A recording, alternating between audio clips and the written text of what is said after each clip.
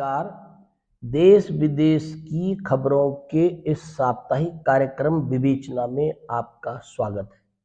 मैं हरि भंडारी। इस सप्ताह की 3 मुख्य खबरों की आज हम विवेचना करेंगे। एक है नीट के पेपर का लीक हो जाना, दूसरी खबर है प्रधानमंत्री की देशवासियों से अपील करना, और तीसरी खबर है उत्तराखंड पुलिस का ऑपरेशन प्रहार। तो हम सबसे पहले नीट की परीक्षा पर बात करेंगे। NEET means NEET। अपने दर्शकों को मैं बताना चाहता हूं कि नीट की फुल फॉर्म है national eligibility cum entrance test. जो बच्चे भविष्य में डॉक्टर बनना चाहते हैं, सरकारी या प्राइवेट कॉलेजेस से MBBS का कोर्स करना चाहते हैं, उसमें प्रवेश पाने के लिए जो परीक्षा होती है उसको नीट बोलते हैं। और नीट की परीक्षा का आयोजन NTA नेशनल टेस्टिंग एजेंसी करती है। नेशनल टेस्टिंग एजेंसी की स्थापना, ये मैं सब जो कह रहा हूं अपने दर्शकों के ज्ञानवर्धन के लिए कह रहा हूं, 1917 में भारत सरकार ने की थी, ताकि परीक्षा को निर्विवाद जो है वो संपन्न किया जा सके। लेकिन दुर्भाग्य से मैं बहुत पीछे नहीं जा रहा हूं। दुर्भाग्य से 2024 में पेपर लीक होता है, तब भी बड़ी बड़ी बातें की जाती हैं कि आगे ऐसा नहीं होगा, और 2025 में भी शायद पेपर लीक हो सकता है, लेकिन उसका खुलासा शायद नहीं हो पाया। और 2026 में लाखों बच्चे नीट की परीक्षा की तैयारी करते हैं और उस एग्जाम को देते भी हैं। और इस बार 22 से 23 लाख विद्यार्थी जो है वो नीट की परीक्षा में सम्मिलित हुए थे। और ये बहुत बड़ी परीक्षा हिंदुस्तान में है, तो बड़ी परीक्षा है तो बड़ी जिम्मेदारी भी होनी चाहिए।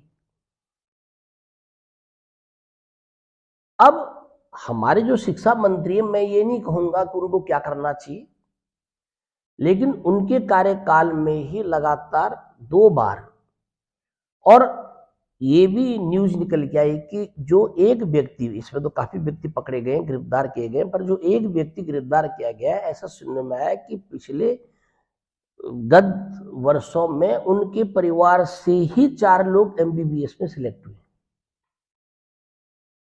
तो इसका मतलब ये सिलसिला कोई आज का नहीं है, ये लंबे समय से चला आ रहा है। तो हमारे शिक्षा मंत्री की शायद इसमें कुछ जिम्मेदारी बनती है। उनको क्या करना चाहिए था, क्या करना चाहिए, ये मैं नहीं कह सकता। ये आप स्वयं जो हमारे दर्शक हैं वो इस पर अपने कमेंट्स देंगे कि हमारे शिक्षा मंत्री को क्या जिम्मेदारी लेनी चाहिए थी। अब नई डेट सामने आ गई है। नई डेट क्या सामने आई है? 21 जून। अब मेरी ये समझ में बात नहीं आई कि नेशनल टेस्टिंग एजेंसी बिना कुछ ध्यान में रखते हुए, यानी कि जो नेशनल टेस्टिंग एजेंसी के DG हैं वो कोई छोटा मोटा व्यक्ति नहीं है, वेल क्वालिफाइड है। और आपको पता है कि 21 जून को अंतर्राष्ट्रीय योग दिवस मनाया जाता है। जगह जगह सरकार की व्यवस्थाएं रहती हैं, प्रधानमंत्री स्वयं जो है वो बहुत सारे लोगों के साथ मिलकर के योग करते हैं। कितनी परेशानियां विद्यार्थियों को उस दिन होंगी सेंटर में पहुंचने में। आप सोचिए, बिना सोचे समझे डेट दे दी 21 जून को परीक्षा हो, लेकिन कितनी परेशानी विद्यार्थियों को उस दिन होगी, इस पर NTA ने कोई विचार नहीं किया। अब जो एजेंसी इतना हड़बड़ी में री एग्जामिनेशन की डेट निर्धारित कर रही है, और उस दिन अंतर्राष्ट्रीय योग दिवस है, केवल भारत में नहीं। और ये अंतर्राष्ट्रीय योग दिवस हमारे प्रधानमंत्री का योग को बढ़ावा देने का एक मुख्य कार्यक्रम है ये, और उन्होंने कई 100 देशों में उस दिन योग दिवस होता है, और 21 या 22 राज्यों में भाजपा की सरकारें, वहां तो होना ही होना है। तो ये बात ध्यान रखी जानी चाहिए थी, लेकिन नहीं, नेशनल टेस्टिंग एजेंसी को इससे कोई लेना देना नहीं। तभी तो हमारे जो बच्चे हैं जो इस परीक्षा में जा रहे हैं, वो ये कह रहे हैं कि एग्जाम दोबारा हो जाएगा, फीस भी नहीं लेंगे, पुरानी फीस भी वापस कर देंगे, लेकिन गारंटी कौन देगा कि दोबारा पेपर लीक नहीं होगा? मतलब डॉक्टर का एग्जाम, मैं ये मान सकता हूं कि डॉक्टर क्या होता है, आपको समझ में आ गया होगा कि ये किसी भी व्यक्ति के जीवन से खिलवाड़ करने वाली बात होगी। अयोग्य लोग जब एमबीबीएस करेंगे, जिस प्रकार से उन्होंने पेपर यहाँ आउट करवाया है, ऐसे वो सरकारी डॉक्टर ही बन जाएंगे, एम्स में भी डॉक्टर बन जाएंगे, उसमें देरी नहीं होगी। तो कैसे इलाज होगा, कैसे देश स्वस्थ होगा? तो ये जो है एक बहुत ही विचारणीय प्रश्न है। आप लोग इस पर अपनी राय दे सकते हैं, पर मेरे हिसाब से एक तो शिक्षा मंत्री की नैतिक जिम्मेदारी बनती है, क्योंकि ये पहला मामला नहीं है उनके कार्यकाल में, पहले भी उनके कार्यकाल में ऐसा हो चुका है और उन्होंने हर बार आश्वासन दिया है। और दूसरा, एनटीए की घोर लापरवाही इसमें सामने आई है। अब वो किस स्तर पर पेपर आउट होता है, ये सब आप टेलीविजन या सोशल मीडिया के माध्यम से जानकारी हासिल कर रहे हो कि कहां पेपर आउट हुआ, कौन कौन उसमें गिरफ्तार हुआ, लेकिन ये होता ही क्यों है, ये महत्वपूर्ण है। तो जो हमारी नेशनल टेस्टिंग एजेंसी है एनटीए, इसमें लापरवाही है। और जो अगली एग्जामिनेशन डेट दे रखी है 21 जून को, मेरा तो ये सुझाव रहेगा कि या तो एक सप्ताह पहले या एक सप्ताह बाद में उसकी डेट कर दी जाए। आपकी क्या राय है, आप कमेंट में जरूर लिखिए। अब हमारी दूसरी महत्वपूर्ण खबर है कि देश के प्रधानमंत्री ने भारत के नागरिकों के लिए एक अपील की है। अपील की है कि चूंकि मध्य एशिया में युद्ध चल रहा है, हम सब जानते हैं, अब वो किसकी नालायकी की वजह से किसने ऐसा किया है, सभी को विदित है कि ट्रंप साहब का सब ये खेल है। ईरान भी जो है वो अड़ा हुआ है, लेकिन इसका असर जो है, क्योंकि स्ट्रेट ऑफ हार्मुज जो है वो ब्लॉक हो गई है, ईरान जो है वहां से जहाज गुजरने नहीं दे रहा है। तो आपको पता है कि भारत में जो तेल की सप्लाई है, गैस की सप्लाई है, वो हार्मुज स्ट्रेट से होती हुई आती है, मतलब काफी बड़ा परसेंटेज जो है वहां से होकर आता है। तो इसलिए प्रधानमंत्री ने ये अपील लोगों से की है कि हम विदेशी मुद्रा को बचा सकें और महंगाई में भी महंगा तेल हो जाए तब भी खरीद सके, इसके लिए उन्होंने कुछ अपील की है। और वो आप सबको मालूम है, जैसे कि आप जो है वो विदेश की यात्राएं ना करें 1 साल तक, ये उन्होंने अपील की है भारतीय नागरिकों से। उन्होंने कहा हो सके तो वर्क फ्रॉम होम करें, हो सके तो जो है वो आप कार पूलिंग करें, हो सके तो आप ऑफिस जा रहे हैं या कहीं भी जा रहे हैं तो आप जो है पब्लिक ट्रांसपोर्ट का प्रयोग करें। लेकिन एक जो बहुत महत्वपूर्ण उन्होंने अपील की वो की कि 1 वर्ष तक आप सोना ना खरीदें, चाहे कोई भी कार्यक्रम आपके घर में हो, शादी ब्याह हो या कोई बर्थडे हो, आप सोने की दुकान पर सोना खरीदने ना जाए। तो वास्तव में इस खबर की विवेचना का तो प्रश्न उत्पन्न होता ही है। सब कुछ ठीक है, ये होना भी चाहिए। जब भी देश के ऊपर संकट आएगा तो भारत के नागरिकों को सरकार के साथ कंधा से कंधा मिला करके चलना चाहिए, और ऐसा देखा भी गया है। जब नोटबंदी हमारी सरकार ने की थी तो सबने साथ दिया, जब कोविड आया तो सबने साथ दिया, और अब अगर तेल का संकट इस देश के ऊपर है, इस देश की इकोनॉमी के ऊपर है, तो अब भी लोग साथ देंगे। लेकिन मेरा ये मानना है, क्योंकि जैसे हमारे प्रोग्राम का नाम विवेचना है, तो हम समाचार का, खबर की विवेचना करते हैं। तो अब आप ये समझिए विवेचना क्या है, कि ये मेरी अपनी राय हो सकती है। अब प्रधानमंत्री हैं, उनकी सलाहकार मंडली है, उनके पास वेल क्वालिफाइड लोग हैं, तो उन्होंने कुछ न कुछ सोच करके ये घोषणा की होगी कि आप 1 साल तक सुनार की दुकान पर ना जाएं और सोना ना खरीदें। लेकिन हमारी विवेचना ये कहती है कि अगर हमें फॉरेन करेंसी को ही बचाना है, तो यहां पर थोड़ा हम सुधार करने की कोशिश करते हैं। यह प्रधानमंत्री जी को भी सलाह देते हैं कि ये कहने के बजाय कि वो सोना खरीदने दुकान पर ना जाएं, 1 साल के लिए आप सोने के इंपोर्ट पे बैन लगा सकते थे। ये चुपचाप हो जाता, घोषणा करने की आवश्यकता नहीं थी, क्योंकि समाचार माध्यमों से पता लग रहा है कि कम से कम 5 करोड़ लोग जो हैं वो इस इंडस्ट्री से जुड़े हुए हैं। अब जब सोना कोई खरीदने जाएगा ही नहीं, तो इन 5 करोड़ लोगों के भविष्य का सवाल उत्पन्न जरूर होगा। भाई, देश के अंदर सोना खरीदा जा सकता है, हालांकि हमारे देश के अंदर 1-2% ही सोने का उत्पादन होता है, बाकी हमें सब बाहर से इंपोर्ट करना पड़ता है।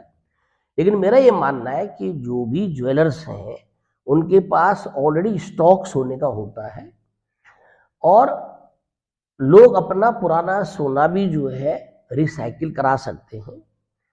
तो घोषणा ये होनी चाहिए थी एक्चुअली, जो हमारी विवेचना कहती है कि हम सोने का 1 साल तक इंपोर्ट नहीं करेंगे, ताकि हमारी विदेशी मुद्रा बच जाए। अदरवाइज देश के अंदर हम सोने को खरीद रहे हैं या बेच रहे हैं, उसका विदेशी मुद्रा से कोई लेना देना तो है नहीं। तो इससे क्या होता, 2 बातें होती। एक तो चुपचाप बैन लग जाता, ड्यूटी बढ़ाने के बजाय 1 साल के लिए बैन लगा दो, क्योंकि सोना अगर हम जरूरी नहीं है, तेल तो जरूरी है और सोना कोई जरूरी नहीं। 1 साल तक भारत के लोग ऐसा कर सकते थे। तो एक तो विदेशी मुद्रा पर हमारा जो है वो पैसा खर्च नहीं होता सोना खरीदने में, अगर बैन लग जाता। और दूसरा, जो हमारे 5 करोड़ भाई बहन इस व्यवसाय से जुड़े हुए हैं, उनकी रोजी रोटी पर संकट नहीं आता, क्योंकि प्रधानमंत्री की अपील बहुत बड़ी अपील होती है और लोग उसको मान भी रहे हैं। तो मेरा इस विवेचना में, बाकी सब कुछ ठीक है, लेकिन हो सकता है कि हमारा ये सुझाव है।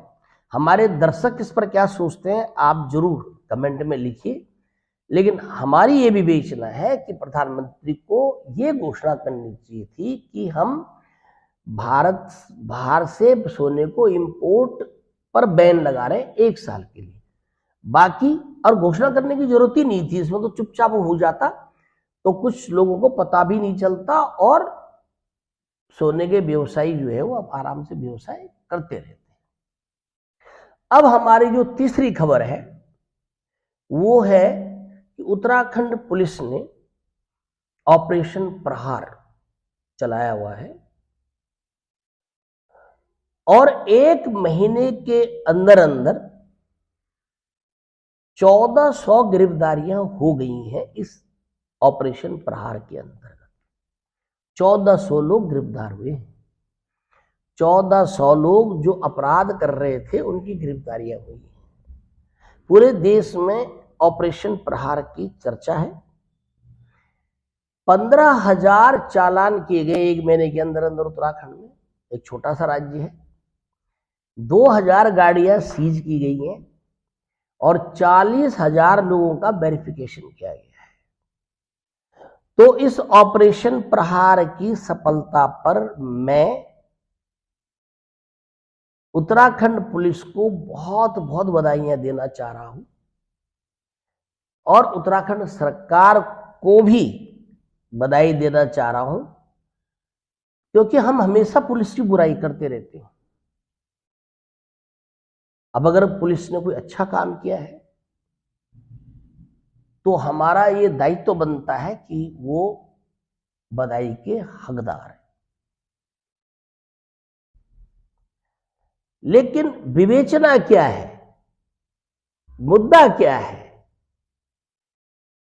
सफलता तो मिल गई है और अभी ऑपरेशन जारी है, लेकिन मुद्दा यह है कि इस छोटे से राज्य में, जिसको कि हम देवभूमि कहते हैं, अगर इस राज्य में इस तेजी से अपराध बढ़ रहा है कि एक महीने के अंदर अंदर 1400 अपराधी गिरफ्तार किए जा रहे हैं और 15,000 चालान किए जा रहे हैं।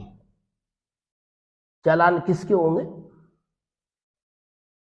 जिसके पास जो है गाड़ी के कागज ही नहीं होंगे, या जो गाड़ी को गलत तरीके से चला रहा होगा, या कोई और 2-3 कारण हो सकते हैं। यानी कि हमारे प्रदेश की जो कानून व्यवस्था है या लोगों का जो स्तर गिर रहा है, यह सोचनीय है। यूपी में तो लोग प्रशंसा कर रहे हैं कि अपराध मुक्त लगभग यूपी हो रहा है, पर उत्तराखंड में मुझे यह उम्मीद बिल्कुल नहीं थी। उत्तराखंड के लोग तो बहुत सज्जन होते हैं। उत्तराखंड के लोगों ने कभी सीखा ही नहीं है कि कोई गलत काम करना, और अगर ऐसा हो रहा है तो ये बहुत ही सीरियस इश्यू है। इस पर इस प्रदेश की सरकार तो सोच ही रही है। ये निश्चित रूप से हमारी उपलब्धि है कि पुलिस ने सजगता के साथ अपना ऑपरेशन प्रहार चलाया और जितनी गड़बड़ियां थी वो सब ठीक करने की कोशिश की। लेकिन प्रश्न ये है कि गड़बड़ियां हो क्यों रही हैं? हमारी नैतिकता इस निचले स्तर पर क्यों पहुंच गई? कहां हमसे चूक हो रही है? कहां सरकार को ध्यान देने की आवश्यकता है? केवल अपराध करने के बाद अपराधी को पकड़ना ही हमारी सामर्थ्य को सिद्ध नहीं करता है, बल्कि हम अपराधी बनी क्यों रहे हैं? हम ऐसा काम कर ही क्यों रहे हैं कि हमारी गाड़ी का या हमारे वाहन का चालान हो जाए? और अगर गलत चालान हो रहा है तो उसके खिलाफ भी आवाज उठनी चाहिए।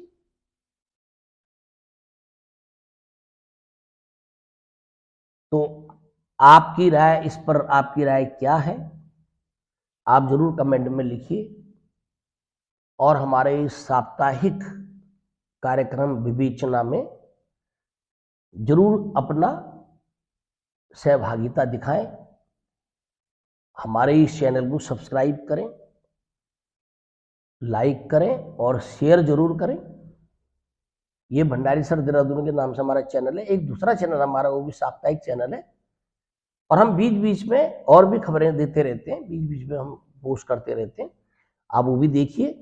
और हमारा एक दूसरा चैनल जो हम पढ़ाते हैं, इंग्लिश पढ़ा रहे हैं, जनरल नॉलेज पढ़ा रहे हैं, वर्ड पावर पढ़ा रहे हैं, कॉम्पिटिटिव एग्जामिनेशन की तैयारी करने के लिए बच्चों को प्रेरित कर रहे हैं, क्या वो अपने भविष्य में करेंगे इस बारे में उनको गाइडेंस दे रहे हैं। तो हमारा केप देहरादून के नाम से चैनल है, आप उसको भी सब्सक्राइब करिए, लाइक करिए और शेयर जरूर करिए। बहुत बहुत धन्यवाद।